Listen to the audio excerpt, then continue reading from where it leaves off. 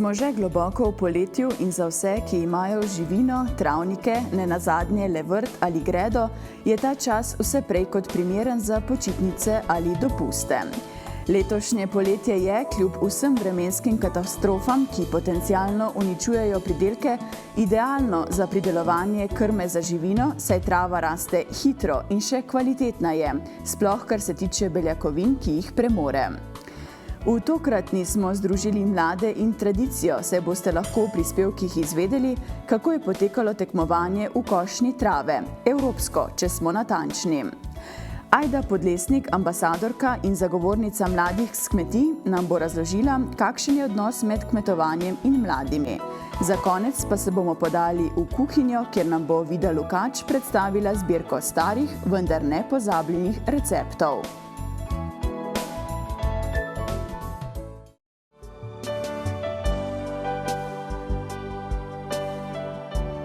Prvo mednarodno tekmovanje v ročni košnji je bilo organizirano leta 1969 in sicer med Bavarsko in Tirolsko. Nato so bila organizirana vsake 2 leti, pri čemer se je število sodelujočih držav stalno povečevalo. Slovenija je prvič sodelovala leta 1995.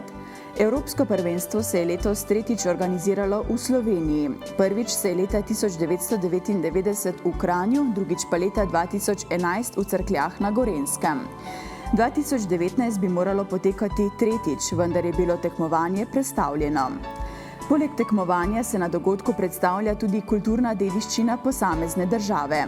Na predvečer tekmovanja namreč poteka nacionalni večer, na katerem se vsaka država predstavi in izžreba štartne številke.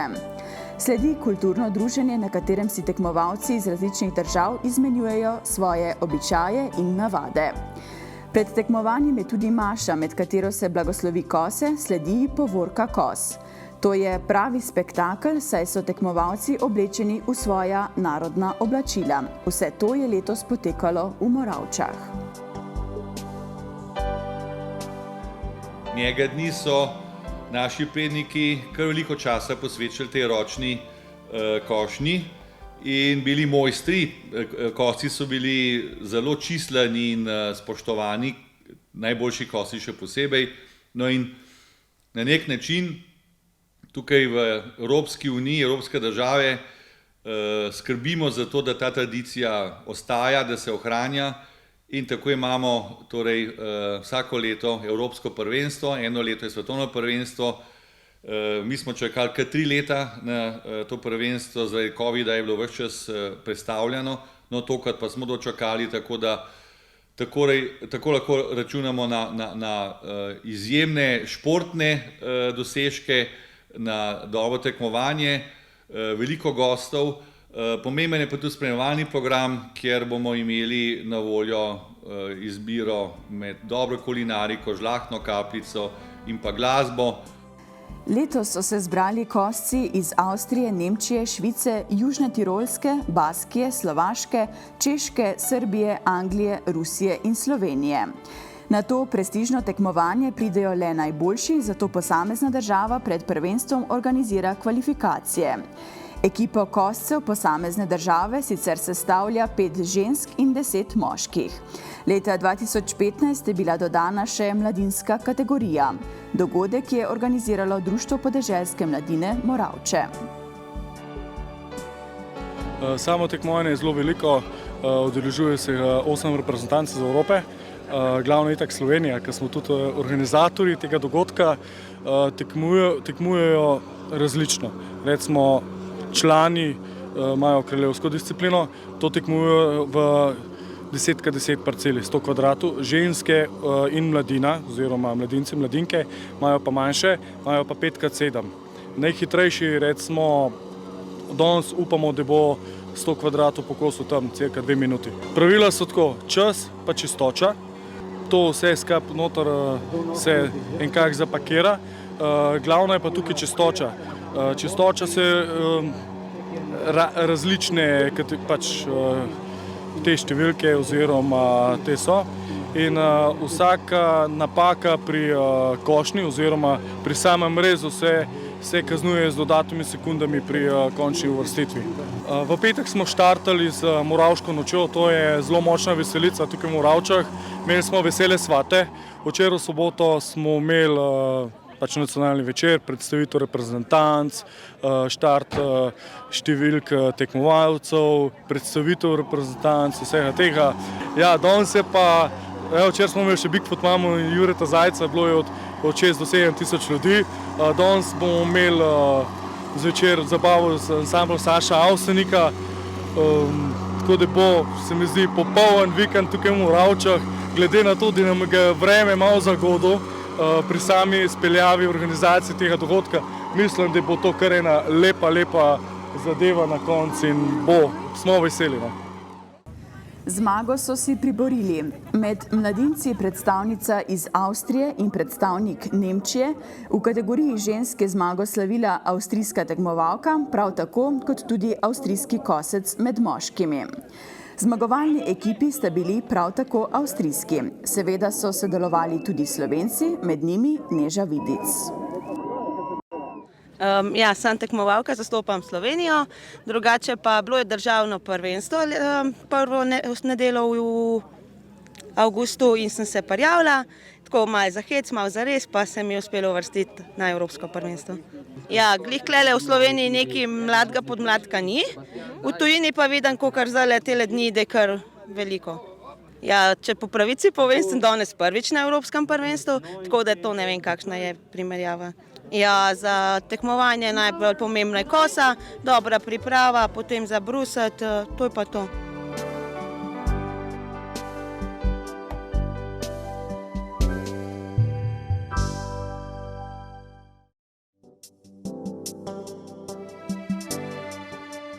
Ajda Podlesnik, bivša mlečna kraljica, ki jo nekateri poznate iz družabnih omrežij, prihaja z družinske kmetije na Svibnem nad Radečami.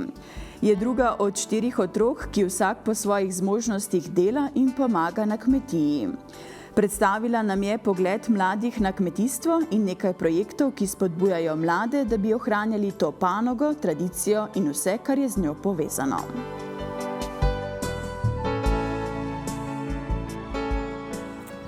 Tako naša kmetija je srednje velika kmetija, nahajamo se tako malo bolj hribovitem območju, kar pomeni, da je tudi dosti dela na roke. Tako da v bistvu mi smo 4 otroci, imam še enega brata, eno sestro, oziroma 2 brata pa eno sestro in vsak poprime za kakšno delo. Imamo skoraj novo štalo, 2 leti je stara. Noter pa imamo že okoli 80 glav živine in starejši brat, ki bo pač prevzemnik, si tudi želi, da bi to še povečevali seveda. Tako da ja, smo 4 otroci in vsak po svojih močeh pomaga na kmetiji. Kot sem že omenila, bo brat prevzemnik. Ukvarjamo se pa predvsem z mlekom, oddajamo mleko v Zelene doline, Celjske mlekarne. Po zimi pa tudi sekamo v gozdu, imamo tudi nekaj svojega gozda, tako da ja, je pestro poleti in po zimi. Glede predelave še nimamo nič v planu, ker zato je res potrebna ena oseba, ki se samo s tem ukvarja. Je pa res, da tukaj okoli je kar nekaj kmetij, ki se s tem že ukvarjajo. Mogoče kdaj v prihodnosti, če bi se kdo od nas odločil, da bi se tudi v to usmerjali, zaenkrat pa samo pridelava mleka. Mislim, da je zelo dobro sprejeto to, da mladi pomagamo na kmetiji, da nisi samo, da živiš, ampak oziroma mi smo tudi tako vzgojeni, da pač, če si na kmetiji, pomagaš in primeš za vsako delo, kar se mi zdi zelo pozitivno sprejeti tudi potem kasneje v svetu, ker nimaš težav z nobenim delodajalcem ali kamorkoli se pač potem kasneje usmeriš v življenju, ker si navajen delati in pač za kakršnokoli delo poprimeš, ti ni težko. Ker smo pač tako nekako že vzgojeni od doma. Se mi zdi pa prav, da se mladi vključujemo v to delo v kmetiji, ker se marsikaj se naučiš s tem, delovne navade, disciplina, red in same take neke vrednote, ki ti potem v življenju res pridejo zelo prav. Ja, mami me večkrat opomne, da ko sem bila še v osnovni šoli, pa sem bila tako, ne vem, tam nekje 4. razred in mi je rekla, da sem jo vprašala, joj mami, Ko pa jaz, ko sem s kmetije, ne, pač, če je to kaj slabega, ne, pa mi je rekla seveda, da to je samo dobro in da to moram za dobro vzeti. In tako sem se nekako tudi že takrat sem s tem gor rasla in mi nikoli ni bilo težava reči, da sem s kmetije, da imamo doma štalo in da je pač treba pomagati, ampak je to mi bilo vedno nekaj prej pozitivno, kakor pa negativno. Tudi spomnim se, ne vem, v osnovni šoli je bil maj, jaz sem bila že cela rjava in so vsi tako, ja, pa ti si bila že na morju, jaz pa, ja ne, doma na travniku, ne. Tako da jaz sem to vedno pozitivno vzela in tudi zdaj naprej rada živim pač s tem, da s ponosom povem, da sem s kmetije. Jaz mislim, da tudi ravno zaradi tega, ker izviram iz kmetije, so se mi v življenju odprle marsikatere poti, ki se mi sicer ne bi. Sploh z Mlečno kraljico, veliko novih spoznanstv v tistem letu, ko sem imela mandat, sem spoznala ogromno ljudi. In potem sem tudi s tem nadaljevala, valjda, če ne bi bila na kmetiji, bi bilo to precej težje, ker si nekako vzgojen z nekimi vrednotami, ki te potem nekako peljejo naprej in tudi poznaš delo, veš, kako je živeti na kmetiji in tudi potem to samo odražaš naprej in pač predstavljaš svetu. Ja, tako je leta 2021 sem prejela naziv Mlečne kraljice. To je bilo zelo tako spontano, sem se sploh prijavila. Ker mami mi je že leto prej tako namigvala, če bi šla, pa se rekla, pa kaj to, jaz ni šans, da grem, zato se nimam časa. Pa je bila pa korona, sem se pa nekako odločila, oziroma iskala sem neke nove izzive, kaj bi lahko počela in sem videla ta razpis, sem rekla, nič, bom pa probala, se nimam kaj izgubiti. Tako da sem se prijavila in so me potem tudi izbrali. V bistvu sploh nisem vedela takrat točno, kaj pričakovati, kako bo to sploh izgledalo in se mi zdi, da je to glih bilo nekaj najboljšega. Ko ne veš kaj, kako, si porinen pač v neki in narediš najboljše, kar znaš. Tako da ja, takrat smo začeli potem tudi s to TikTok kampanjo, kar je kar precej uspela, oziroma smo bili vsi zelo zadovoljni z rezultati. Je bilo pa tudi kar nekaj promocij na sejmih, kakih degustacij, kar mi je bilo pa tudi zelo zabavno in zanimivo, kar mogoče prej tega sploh nisem vedela. Nisem vedela, da znam biti tudi za to in za delo z ljudmi. Seveda se pa tukaj potem tudi povezuje delo na kmetiji, ko pridejo ljudje do tebe in se pogovarjaš, se kmalu vidi, ali ti veš, zakaj se gre, veš, kako je živeti na kmetiji, ali pač sam nekaj bluziš. Tako da ja, to je sigurno tudi kmetija zelo pripomogla k temu. Tako da ja, pol se je leto hitro odvilo, prehitro in sem potem zaključila z kraljevanjem. Mi je bilo zelo žal, ampak so se hitro potem odprle poti še naprej, tako da zdaj tudi snemamo za ta projekt Lepo je biti kmet, ki pa poteka v sklopu ministrstva. Ravno zdaj v teh dneh so nam sporočili, da so še podaljšali projekt, tako da bomo še nekaj časa tudi dodelali, kar pa tudi rada delam. In je tudi zabavno, na svoj način. Ja, projekt Lepo je biti kmet se je pa pričel lansko leto, v katerem smo vključeni jaz, potem Simon Čretnik iz Savinjske doline, potem Janez Rakovec in pa Klemen Bobnar. V bistvu gre pa projekt, kjer želi ministrstvo približati poklic kmeta mladim. In ker so nekako te modni trendi, se pravi mladi so na TikToku, so se odločili, da bi odprli nek profil, kjer bi tam v bistvu seznanjali mlade z delom na kmetiji. In kako je pač, da ni samo težko delo, ampak da se imamo lahko tudi lepo in fajn. Smo nekako zalaufali ta projekt lansko leto in kot sem že omenila, se pač tudi še zdaj nadaljuje in še nekaj časa očitno bomo vztrajali na tem projektu. Gre pa predvsem za to, da bi v bistvu se mladi vpisovali v te srednje šole in na fakse, pač, ki vključujejo kmetijstvo, ne. Uspešnost se kaže predvsem z odzivi ljudi na terenu. Mladi so zelo navdušeni, celo smo zdaj, ta zadnje snemanje smo izvedli v srednji šoli, na kmetijski srednji šoli v Šentjurju.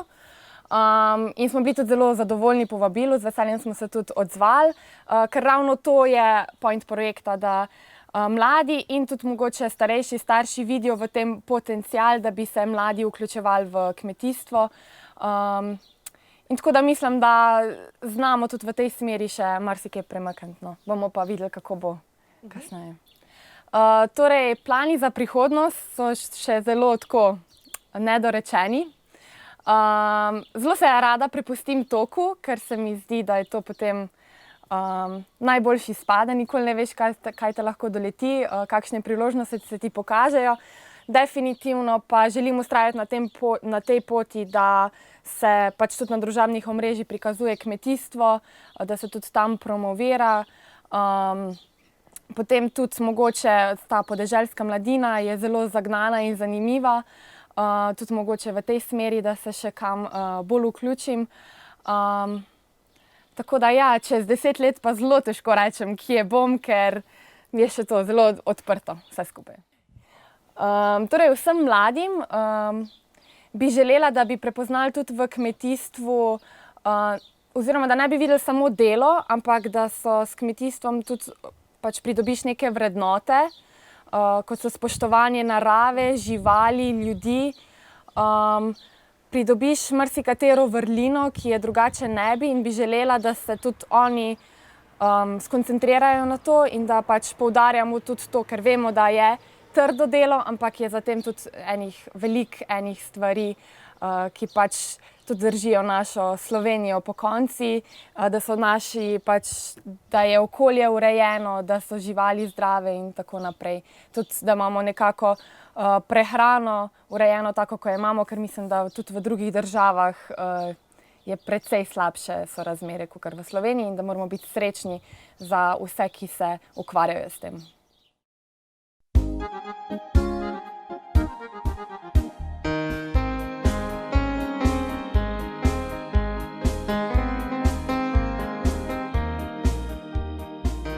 Verjamemo, da vsakega posameznika vonj in okus določene hrane spomnita na otroštvo, pomagata obuditi spomine in zgodbe, ki stojijo za temi jedmi. Tako je Dišalo nekoč je projekt, v katerem sta vodji projekta Milena Dimec in Vida Lukač poiskali stare lokalne jedi in jih obudili v takratni in modernejši obliki.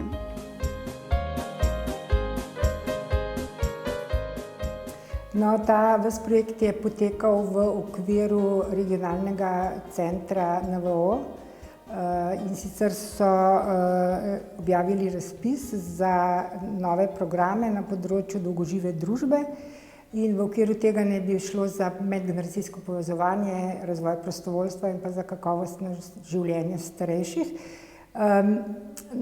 Eden izmed teh projektov je bil tudi ohranjanje teh starih receptov. Mi smo zbrali različne recepte starih jedi, za katere vedo starejši ljudje. Tako da kar nekaj receptov je ustnega izvora, povedali so starejši ljudje. Nekaj smo jih pa izbrali iz knjige Zgodbe in recepti naših babic. To pa smo izdali v Domu Tisje in so temeljile tudi, oziroma vir so bile pripovedi starejših ljudi, kako so kuhali nekoč. Želeli smo ohraniti to staro tradicijo starih jedi in pa dodati nekaj modernejših postopkov priprave ali pa kakšne dodatke, da so namenjene tudi sodobnemu času, sodobni kuhinji. Ja, te recepte, ki so v knjižici, so recepti, ki so morda najmanj znani, najmanj kuhani v sodobnem času, pa kvalitetni, okusni.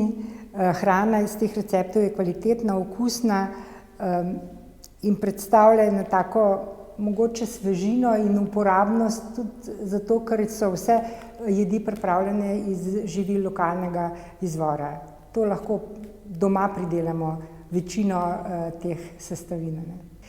Ja, jedi, ki so značilne za Zasavje, pa so na primer funšterc, knapovsko sonce, potem prečmuh, to je jabolk fižol, potem je krempatoč, krompirjevi zrezki, to so jedli rudarji, kmetje, delavci na našem področju, in te recepti so tudi v knjižici.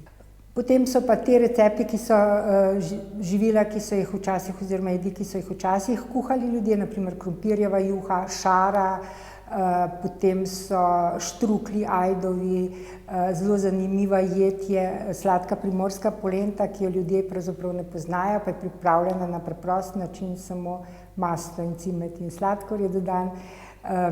Še cela vrsta jedi je, naprimer dobro je tudi bezgovo cvetje z jajcem ali pa akacija z jajcem, kruh na različne načine, jabolčna potica ali pa orehova potica s pregreto smetano. To so potice, ki jih pravzaprav v današnjem času ne pečemo več veliko, ker tudi naprimer pregrete smetane težko dobimo. To je velika količina smetane, da lahko to pripravimo in to se dela bolj po kmetih. Je pa zelo okusna.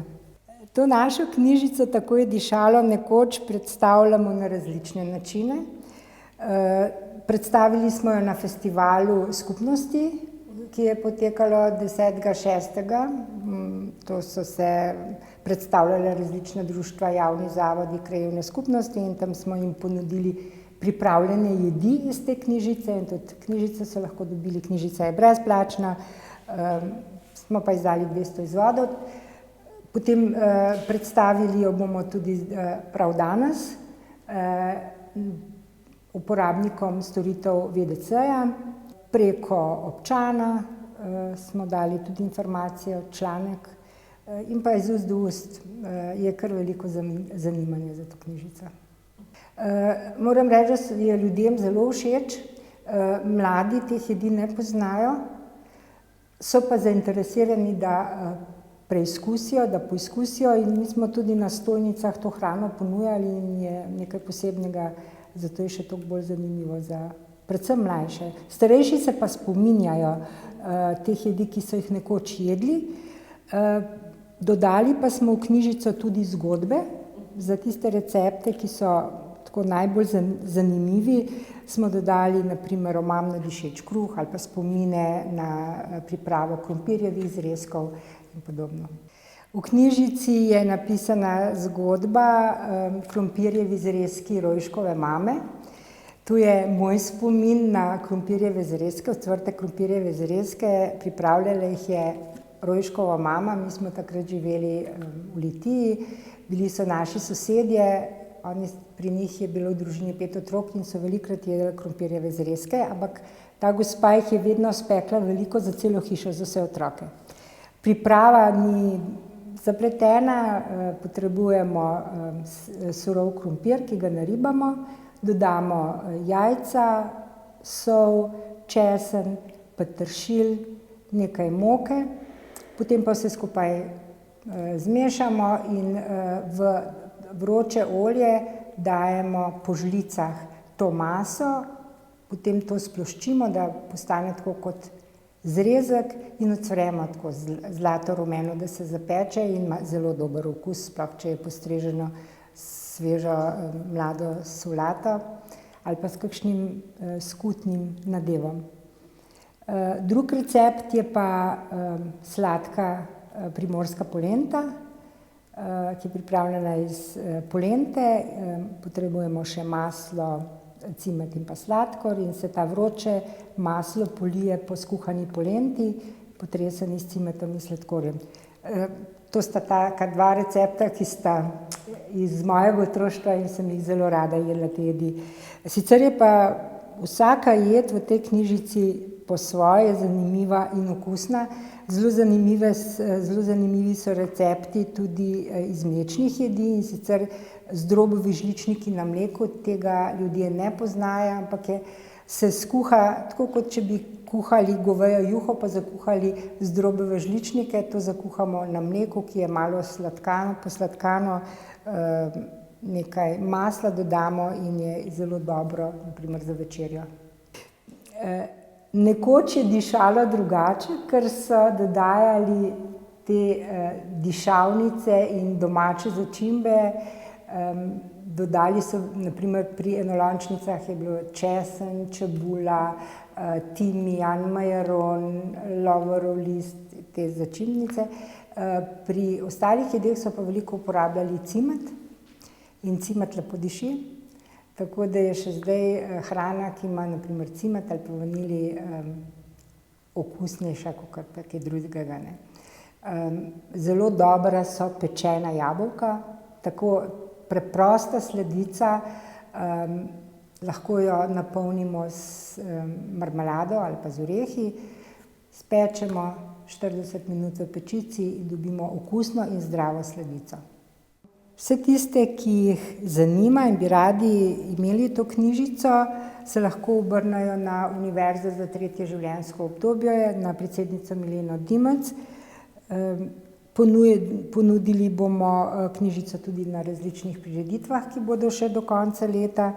Izdali pa smo 200 izvodov in glede na povpraševanje bo verjetno potreben še ponatis.